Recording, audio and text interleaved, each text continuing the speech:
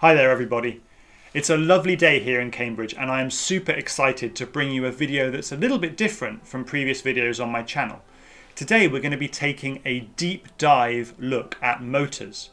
We're going to be looking at how motors generate mechanical torque to spin a propeller.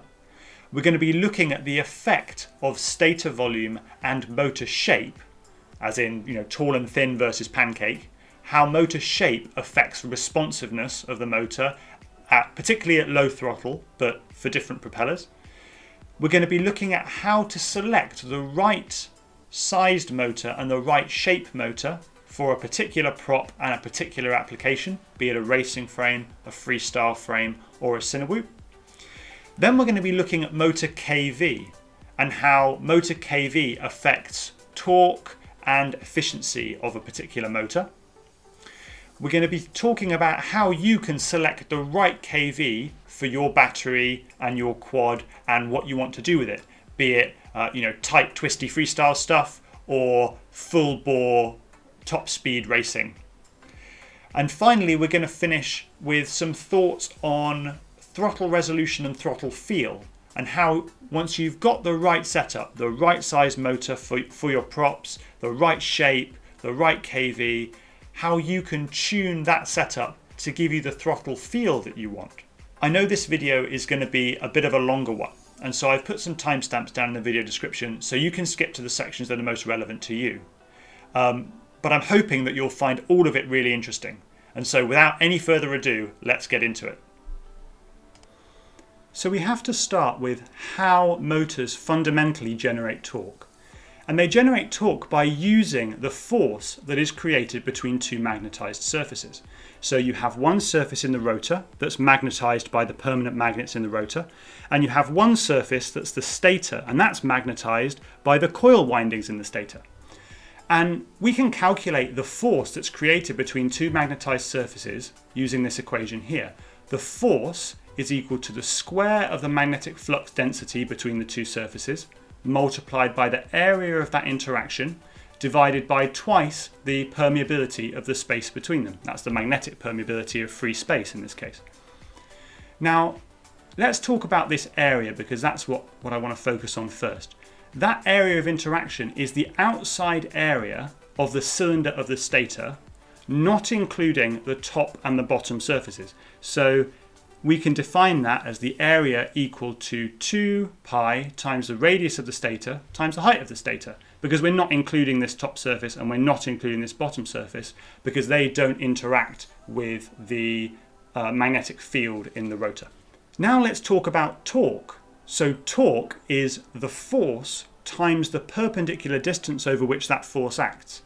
And the moment arm in this case is again the radius of the stator. So let's substitute that into the equation from the previous slide. We have torque is equal to the force times the perpendicular distance, which is the radius of the stator. And that gives us this long equation here, with the area here substituted for 2 pi RH, based on what we learned in the previous slide. And that gives a torque equal to the square of the flux density multiplied by the volume of the stator divided by the permeability of free space. So what we can say is that for the same magnetic flux density, torque depends only on the stator volume. And that will become really important in future slides. But what about the flux density? What about that B squared term that we know to be important for torque? That is affected by things like the strength of the permanent magnets, the current density in the stator windings, the magnetic permeability of the stator core and the flux ring, and the width of the air gap. And all of these things boil down to a fundamental quality of the motor in terms of its design and in terms of its manufacturing. Now, what I've found from my research is that good motors today are all able to generate very similar amounts of flux density, even relatively cheap motors like the Emax Eco 2, for example. And that's because they all use the strongest N52 magnets. They all use OFC copper windings that are wound very tightly. And they all use laminated silicon steel for the core and low carbon steel for the flux ring. And they all have a tight air gap. So really, you're only talking about a few percentage points of difference, if that, between good motors. And therefore we can say with confidence that state of volume is the principal consideration when thinking about motor torque. You're going to want to buy, a good quality motor, and there are loads of them available, and then you're going to want to focus on that state of volume, which is going to tell you that the amount of torque that the motor can generate. So what about motor shape? You would have noticed that motor shape didn't feature in our torque calculations at all, only the state of volume. And differences in performance between similar but different shaped motors, in my experience, comes down to small differences in the state of volume and the quality of the motor. And this means that a wide motor does not make more torque than a narrow motor, all else being equal. And that's a common understanding that I think a lot of people in the community have. And I want to be clear that if the motor is the same height, then a wider motor will have more state of volume and therefore generate more torque. But if the state of volumes are equal, a wider motor doesn't generate more torque than a narrow motor. And in fact, in some respects, it can actually be the opposite way around. And I'm going to talk about that in a second. Here's an example from Mini Quad Test Bench. I've taken two very similar motors. One is a 2207, one is a 2306, but they're the same KV, they're the same manufacturer, they're the same model of motor. So we would expect motor quality to be really similar for both of those motors. And what we find is that the 2207 makes about 6% more thrust across the entire throttle range, and it also has about 6% more stator volume. And this is exactly as we would expect from the previous analysis. So this helps validate some of what we've been talking about in the previous slides. Let's talk now about reserve torque. For a quad to be responsive in the air, the motors must be able to very rapidly change the speed of the propeller. And this is most critical at low throttle for stability of the quad. We've all had experience, I'm sure, with a quad that's unstable at low throttle and kind of moves around a little bit, wobbles in the air. Now, how fast a motor can accelerate a prop is governed by this equation. So this says that the rate of acceleration, or omega dot, of the system, the motor and the prop, is the torque reserve of the system divided by the moment of inertia of the system. Now, what's the torque reserve? So the torque reserve is the extra torque that the motor is able to produce over and above what is currently required to spin the prop at its current RPM. Moment of inertia, now this is analogous to mass, but it's for a rotating system. It's to do with the mass and also how far away from the axis of rotation the mass is. And obviously for a fast responding motor, we want this to be as small as possible. Now this is where a wide motor can run into some challenges, because a wide motor will have a higher moment of inertia of the rotor than a narrow motor. And we can see this by looking at this equation. So the moment of inertia of a motor bell can be very roughly approximated by this equation. We're kind of ignoring the top cap of the rotor here. We're focusing mainly on the magnets and the flux ring, which is where the majority of the mass in the bell is. We can see that it's to do with the bell volume, which is as we would expect, but it's also multiplied by this r squared term, which is to do with how far out that mass is from the axis of rotation.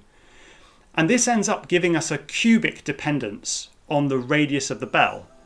And this will tell us that a shorter, wider motor bell will have a lot more rotational inertia than a narrow, tall motor bell of the same volume and mass.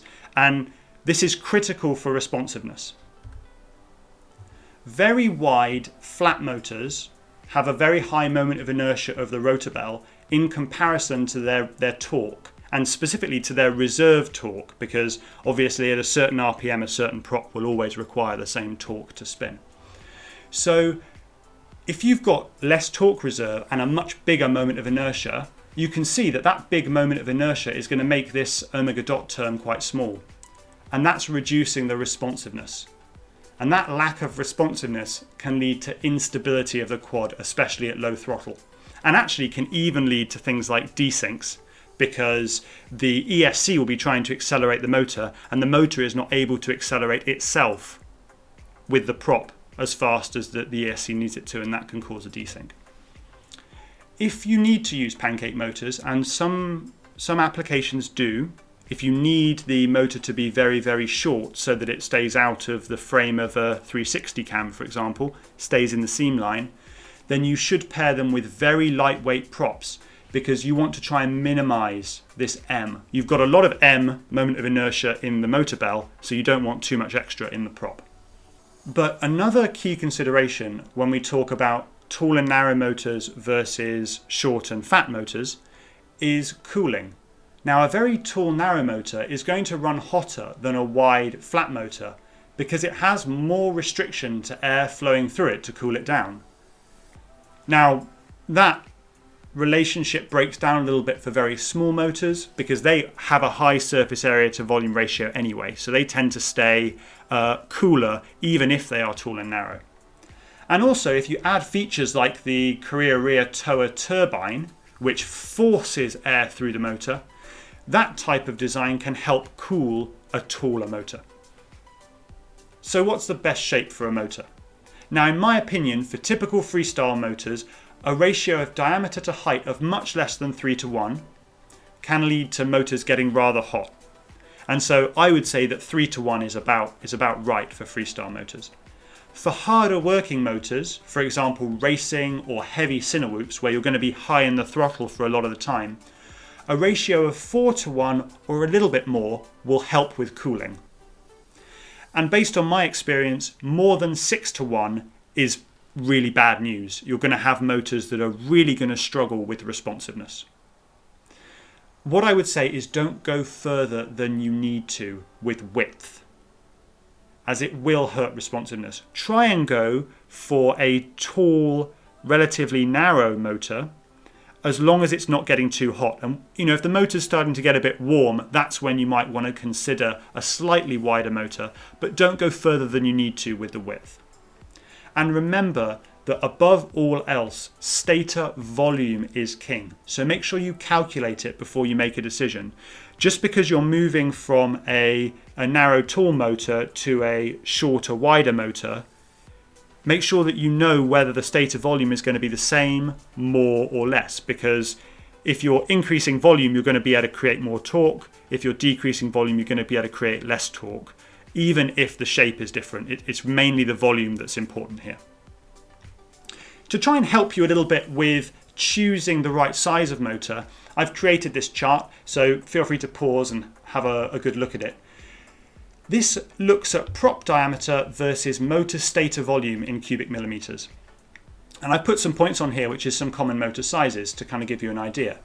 Now, it's not just the prop diameter that's important. It's also the pitch of the prop and the weight of the prop. So if, for example, you're looking at a 5-inch prop, but you're looking at like a 50-50 or a 50-51, a really high pitch, heavy prop, you should be looking more towards the top end of the 5-inch, maybe even towards a kind of 6-inch level to decide on motor stator volume. However, if you've got, let's say, a very lightweight prop, like it's a 5-inch prop, but it's a very low pitch bi-blade prop, you should be looking down more towards the 4-inch prop diameter level to give you an idea of the motor stator volume that's right for that prop. So hopefully that gives you a feel for how it's not just the diameter of the prop, but it's also the pitch of the prop and it's also the weight of the prop. Now let's talk about motor KV. And motor KV governs two really key factors of motor performance. Firstly, the relationship between the ability of the motor to generate torque and the RPM.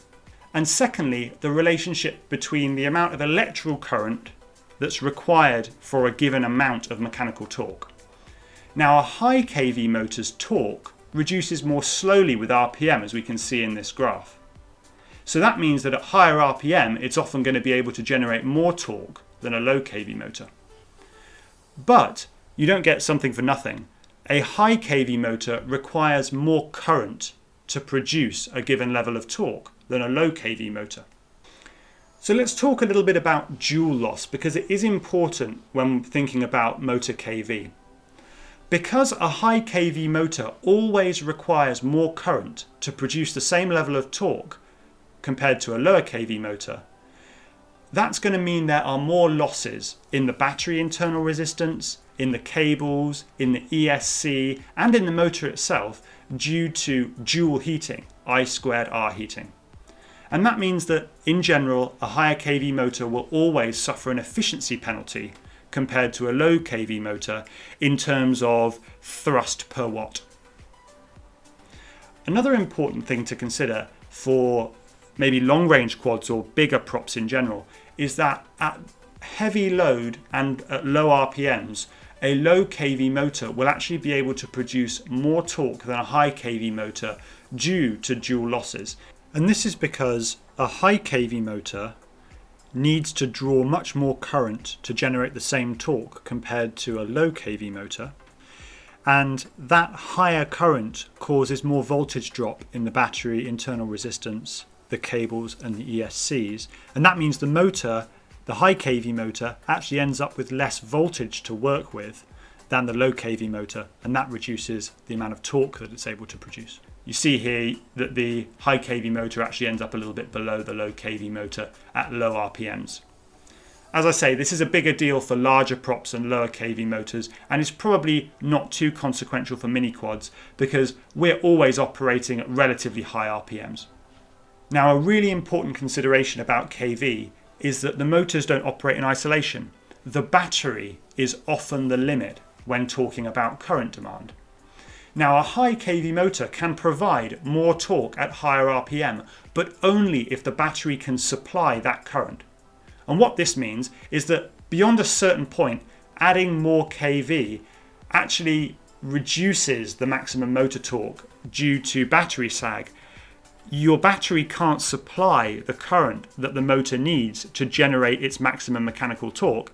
And so effectively, all that extra torque that the motor can generate is just being thrown away. You're not getting any benefit from it. So now that we have this understanding, how can we pick the right kV for our motors and our quadcopter?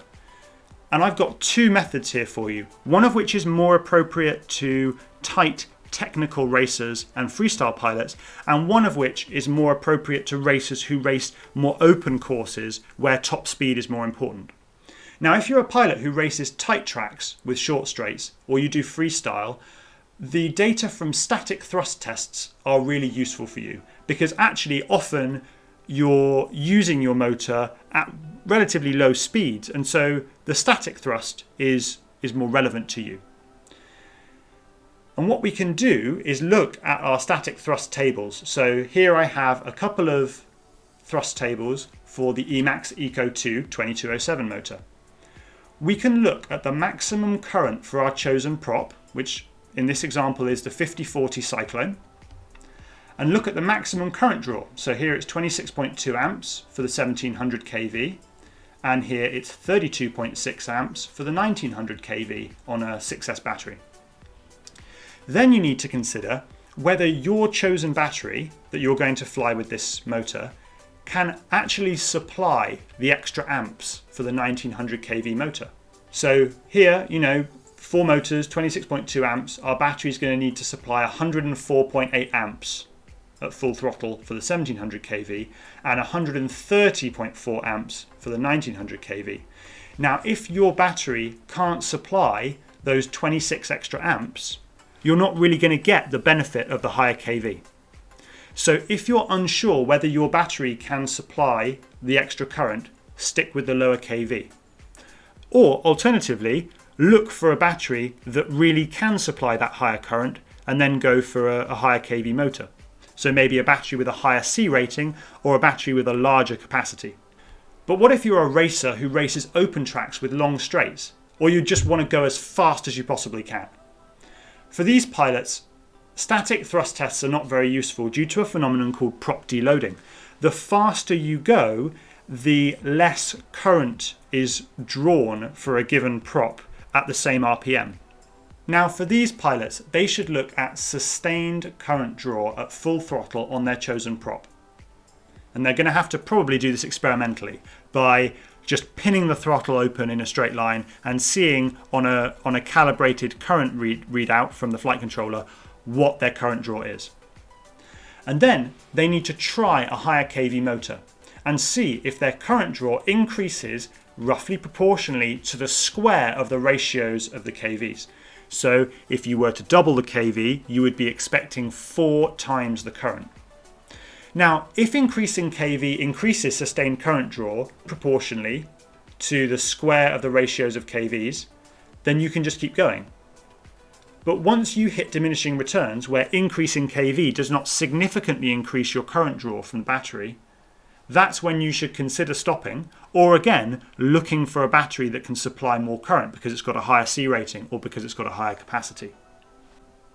And finally, I want to give you my thoughts on throttle feel and throttle resolution.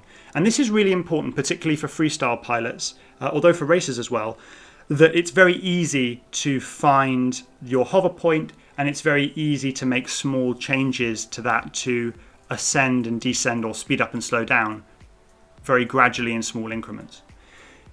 Now, what if you're not getting that feel that you want with a motor that is well matched to your prop in terms of stator volume and to your battery in terms of kV? Remember that if you've got the system optimized, it's likely to make more thrust than you're used to. And if your overall system is making more thrust, that means that every tiny movement of your sticks is a bigger change, is a bigger increment, because you're working over a wider range. So to combat that, you can use throttle expo in Betaflight, or you can use throttle caps or limits in Betaflight or in your radio to get the throttle feel that you want, to constrain the performance of the throttle over the range that you want and that you need, and then to use expo to give you the resolution that you require. And it's like PIDs versus rates. You tune your PIDs to make the quad follow your commanded movements as closely as possible. And then you use your rates to make sure that a movement of the stick gives the right commanded input to the quad. So, if you want your quad to flip faster, you don't turn up your PIDs, you turn up your rates. And this is the same thing with throttle. If you're looking for more throttle resolution, don't go changing your motors or your props. Think about using throttle expo or throttle limit to give you that extra resolution, provided of course that your prop and motor combination and kV is well matched for what you're wanting to do. Alright, that was a bit of a longer video and very information dense, so I'm expecting that there are going to be lots of comments, suggestions and questions in the comment section down below. There are no bad questions, only bad answers. So if you want to go into things a little bit more deeply, or there's something that wasn't clear in the video, please put a question in the comment section down below. I will try and answer as many of them as I can. If you really like these kind of deep dive analytical videos where we go into a lot of detail and we look at the fundamental reasons why things happen with our quads, then this is what I do. So please consider subscribing. If you want to support my work, I have a Patreon. There's a link down in the video description for that. But that's going to do it for this video. So until the next time, I wish you all very happy flying.